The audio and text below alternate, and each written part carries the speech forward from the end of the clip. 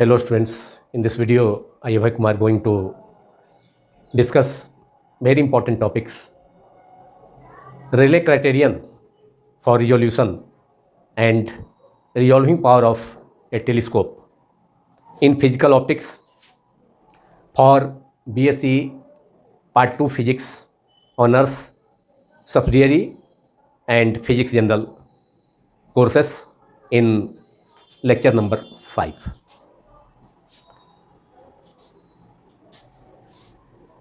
Rayleigh criterion for resolution and resolving power of a telescope को usually BSc part 2 physics honours physics subsidiary तथा physics general तीनों के ही physics के papers में प्रायः पूछा जाता है। इसलिए relay criterion for resolution and resolving power of telescope दोनों ही बहुत ही इंपॉर्टेंट टॉपिक्स हैं बीएससी पार्ट 2 फिजिक्स के लिए।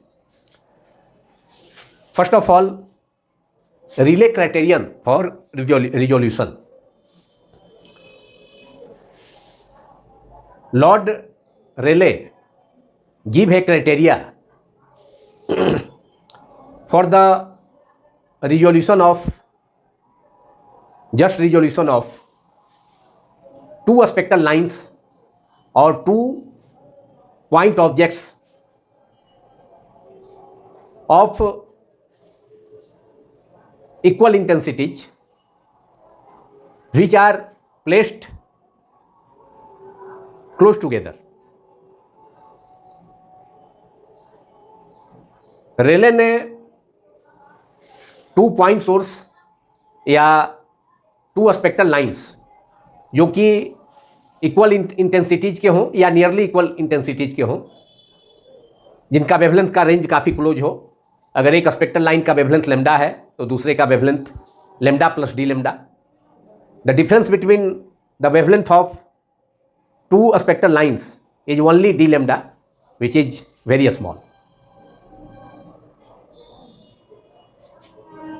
तो रेले ने 2 पॉइंट ऑब्जेक्ट्स या 2 स्पेक्ट्रल लाइंस, 2 स्पेक्ट्रल लाइंस और 2 पॉइंट्स ऑब्जेक्ट्स जिनका वेवलेंथ काफ़ी क्लोज है, नियरली इक्वल है या वेरी क्लोज डिफरेंस है, तो उनके रिजोल्यूशन के लिए, रिजोल्यूशन माने का अर्थ उनको ठीक अलग अलग करके देखा जाए। दोनों स्पेक्ट्रल लाइंस को जस्ट सेपरेट करके देखा जाए, अलग अलग करके देखा जाए। दोनों स्पेक्ट्रल लाइंस अलग अलग डिस्टिंग्विश हों, स्पष्ट रूप से दिखाई दे, तो उसके लिए एक क्राइटेरिया दिया, एक रूल दिया जिसे रेले क्राइटेरियन फॉर रिजोल्यूशन कहा जाता है।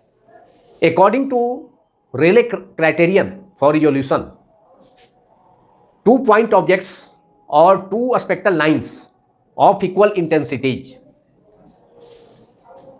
are said to be just resolved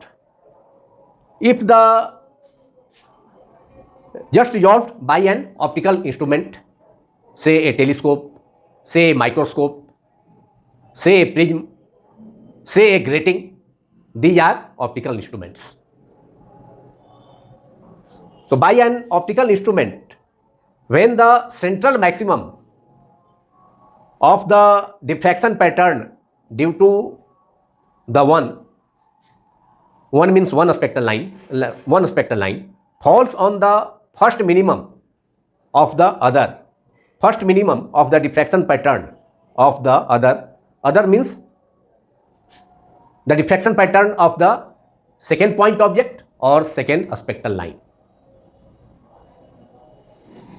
तो अगर ऐसा सिचुएशन हो कि फर्स्ट स्पेक्ट्रल लाइन और फर्स्ट पॉइंट ऑब्जेक्ट के डिफ्रैक्शन पैटर्न का सेंट्रल मैक्सिमम जो कि यहाँ रिप्रेजेंट किया गया है, वह सेकेंड स्पेक्ट्रल लाइन के डिफ्रैक्शन पैटर्न के फर्स्ट मिनिमम से कोइंसाइड करे।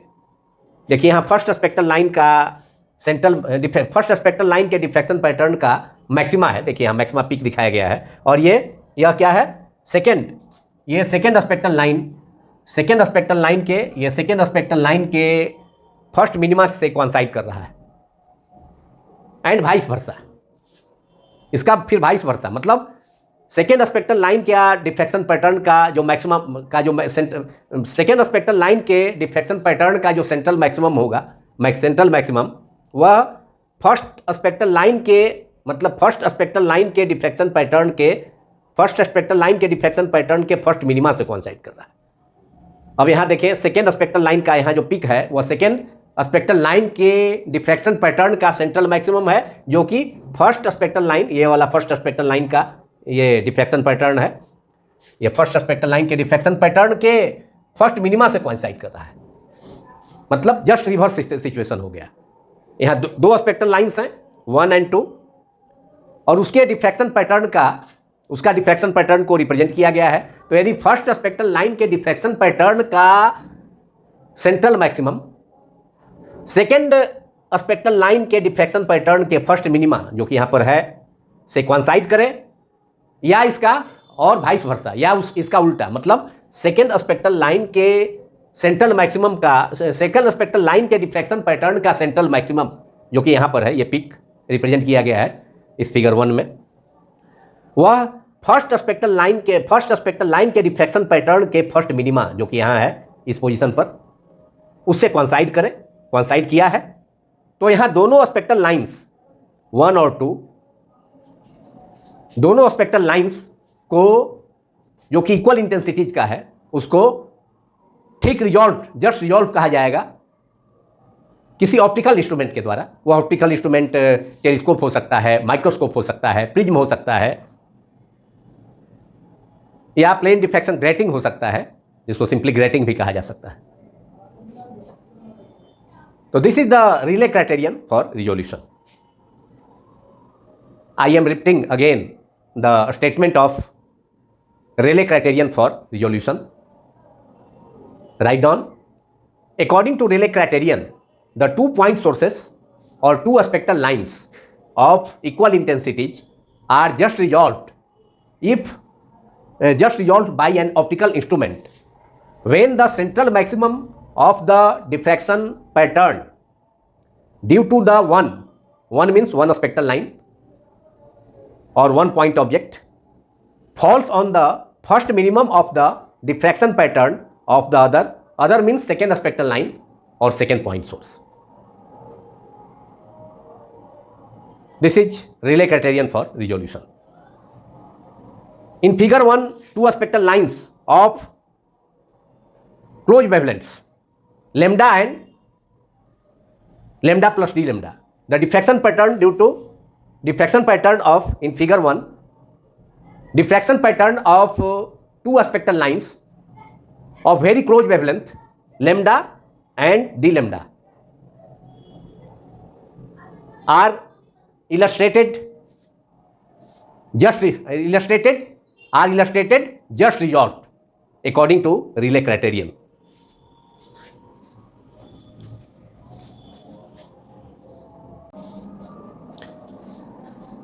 Now resolving power of a telescope. दूरबीन की विभेदन क्षमता।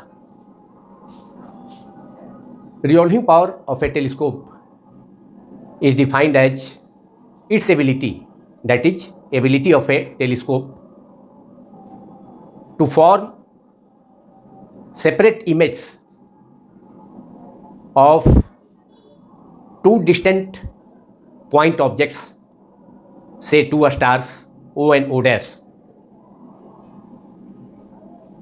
which are close together. I am repeating again. The resolving power of a telescope is its ability to form separate images of 2 distant point objects, say 2 stars O and O dash, situated close to each other. That is, both distant point objects are situated close to each other. दोनों point objects suppose किया जाए 2 stars हैं जो हमसे काफ़ी दूर हैं लेकिन आपस में काफ़ी क्लोज हैं। तो वैसे 2 स्टार्स, वैसे 2 स्टार्स सपोज किया जाए, एक स्टार ओ है, दूसरा स्टार ओ डैश है, तो उसके इमेज को डिस्टिंक्टली सेपरेट कर और रिजॉल्व कर दर्शाने की किसी टेलीस्कोप के ऑब्जेक्टिव लेंस की एबिलिटी को, योग्यता को उस टेलीस्कोप दूरबीन का रिजॉल्विंग पावर, विभेदन क्षमता कहा जाता है। This is the definition of resolving power of a telescope. Resolving power of a telescope is expressed in terms of the limit of resolution of a telescope. That is, resolving power of a telescope is reciprocal to the limit of resolution of a telescope.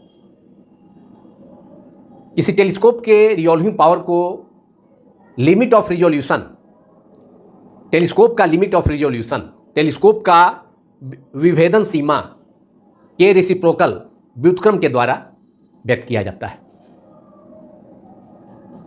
That is, resolving power of a telescope is equal to 1 by limit of resolution of a telescope.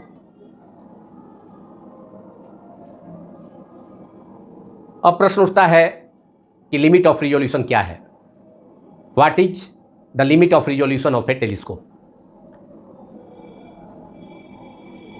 The limit of resolution of a telescope sorry, is the angle formed by two distant close point objects, say 2 stars O and O dash, at the objective of that telescope, whose images are, that is the images of 2 stars, 2 points objects, are just to be resolved by the objective of that telescope. तो limit of resolution telescope का क्या है? Limit of resolution, किसी telescope का limit of resolution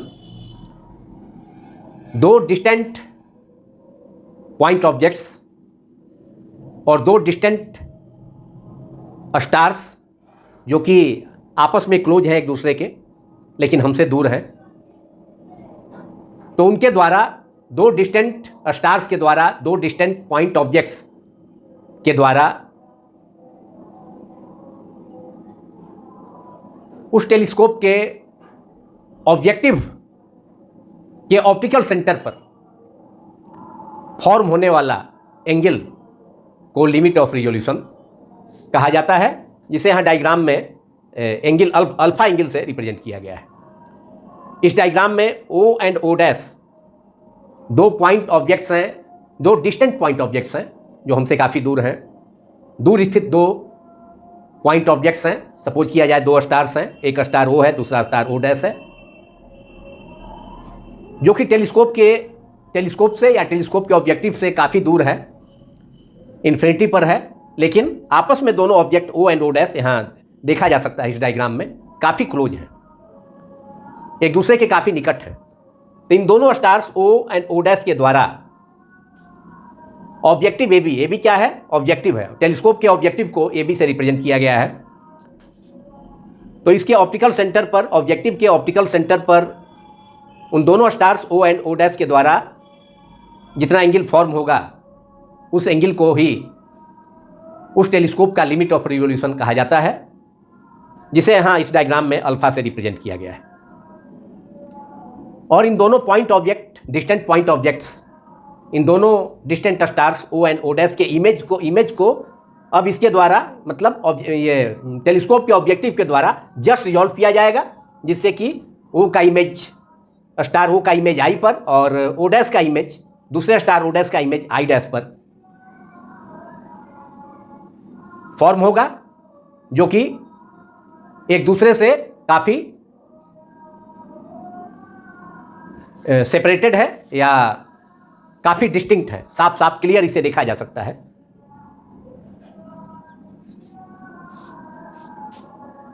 तो telescope की इस ability को, जिसके कारण दो डिस्टेंट पॉइंट ऑब्जेक्ट्स जो कि आपस में क्लोज हो, नियर बाई हो, उसके इमेज को जस्ट सेपरेट कर डिमोन्स्ट्रेट करने और जस्ट रिजॉल्व कर, ठीक अलग अलग कर, ठीक विभेदित कर डिमोन्स्ट्रेट करने का की जो एबिलिटी है इस टेलीस्कोप की, इसे ही हम क्या कहेंगे, इसे ही रिजॉल्विंग पावर ऑफ टेलीस्कोप कहा जाता है।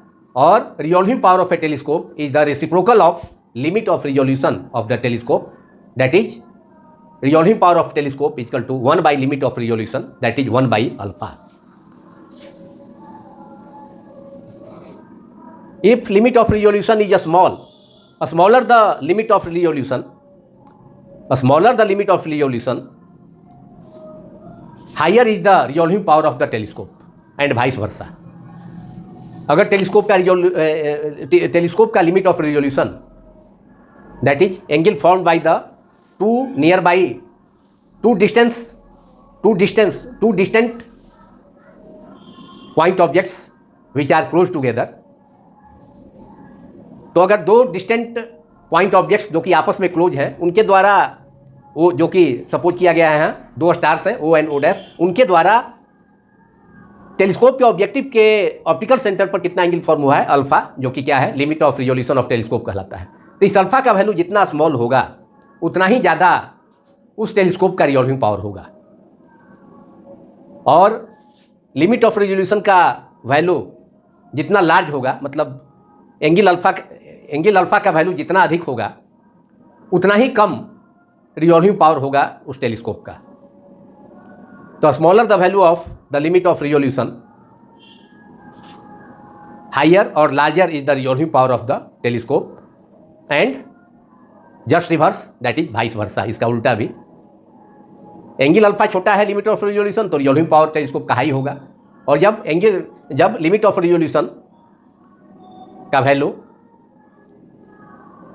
अधिक है, लार्ज है, तो उस टेलीस्कोप का रिजॉल्विंग पावर क्या होगा, स्मॉल होगा।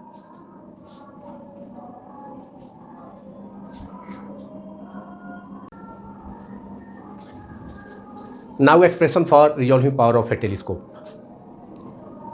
When light from distant point objects, say stars, fall upon the objective of a telescope,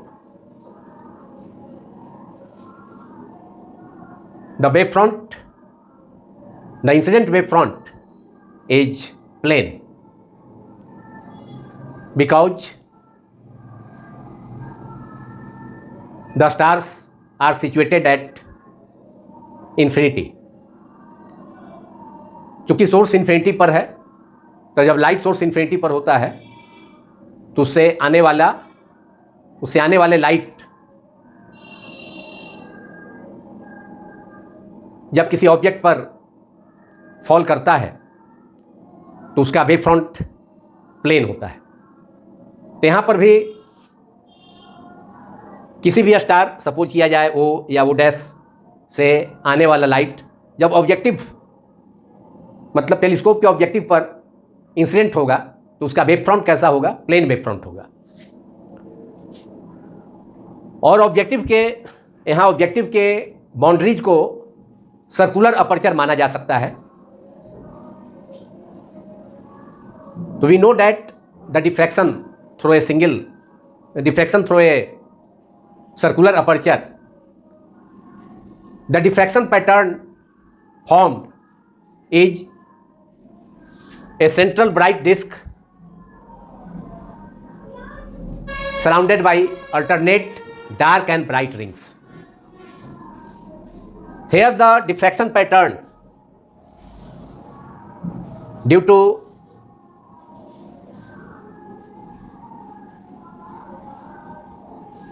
the light source or due to the distant star O, is also is light due to the point object or the star O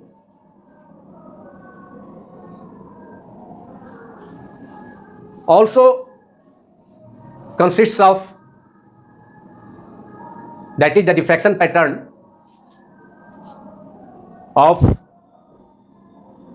the point object O or a star O is a central bright disk having center at M, surrounded by alternate dark and bright circular rings.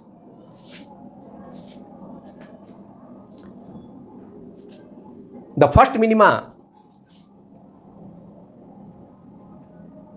of the diffraction pattern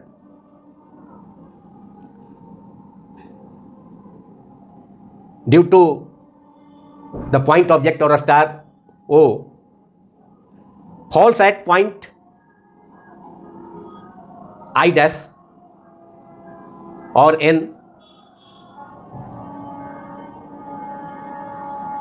which is given by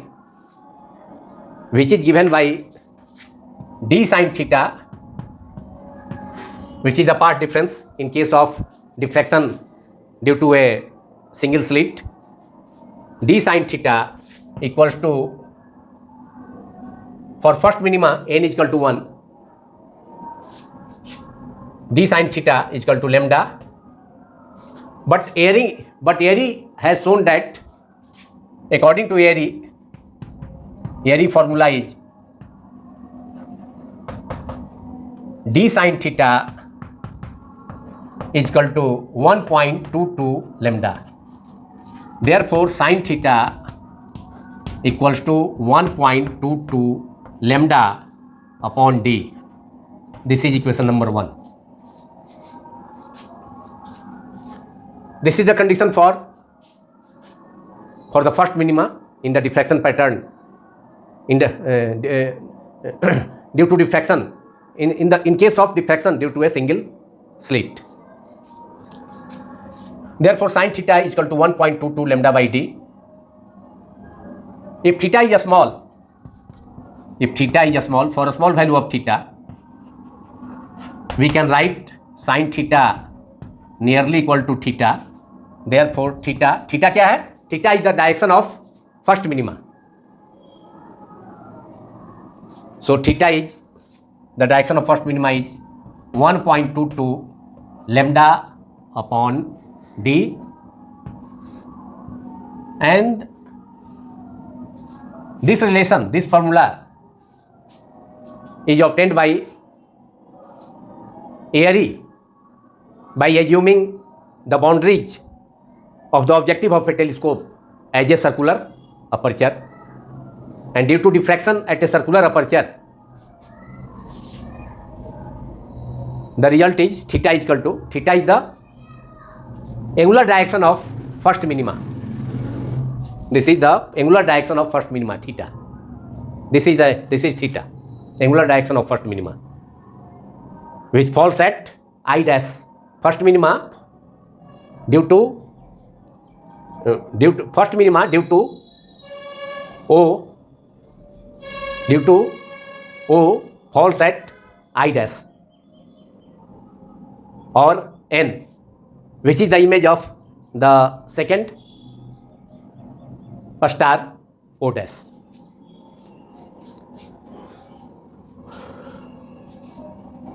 In figure,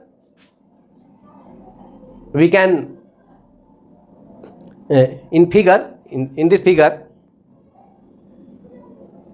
we can see that theta is nearly equal to alpha from the geometry. So in figure, theta is nearly equal to alpha.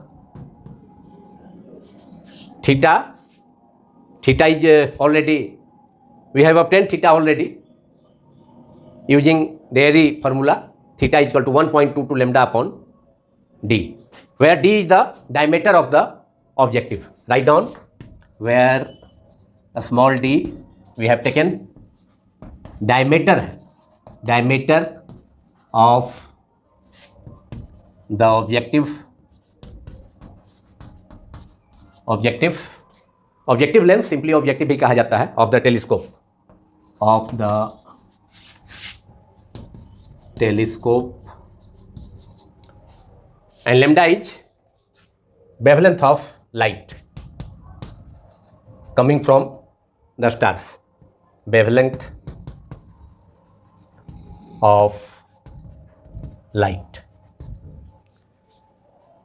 तो theta equal to alpha, जिससे कि हमको limit of resolution भी मालूम हो गया। Limit of resolution क्या है? अल्फा है, जो कि दो डिस्टेंट पॉइंट ऑब्जेक्ट्स और टू स्टार्स के द्वारा, टू डिस्टेंट क्लोज स्टार्स के द्वारा ऑब्जेक्टिव के ऑप्टिकल सेंटर पर एंगल फॉर्म्ड है। तो चूंकि थीटा हमने ऑब्टेन कर लिया है यहाँ, diffraction due to a circular aperture, theta equal to using Airy relation, theta equal to 1.22 lambda upon D, और यह इक्वल हो जाएगा इस फिगर के ज्योमेट्री से theta equal to alpha limit of resolution के। तो थीटा इक्वल टू, थीटा क्या है? Angular direction of first minima, और वह इक्वल हो गया किसके? लिमिट ऑफ रिजोल्यूशन के। और लिमिट ऑफ रिजोल्यूशन अगर हम ऑब्टेन कर लेते हैं तो resolving power, limit of resolution, resolving power is equal to the reciprocal of the limit of resolution. तो रिजॉल्विंग पावर का एक्सप्रेशन भी हम ऑब्टेन कर लेंगे। तो यहाँ theta equal to alpha from the geometry of the figure, and it is equal to, since theta equal to 1.22 lambda by D and theta equal to alpha equal to 1.22 lambda upon D, therefore limit of resolution alpha equal to, जो कि theta के equal हो गया direction of, angular direction of first minima, limit of resolution, the limit of resolution of this telescope, in this case of the telescope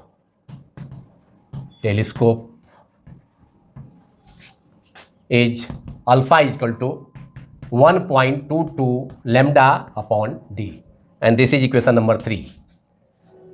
Now we know that resolving power of a telescope is equal to the reciprocal of limit of resolution.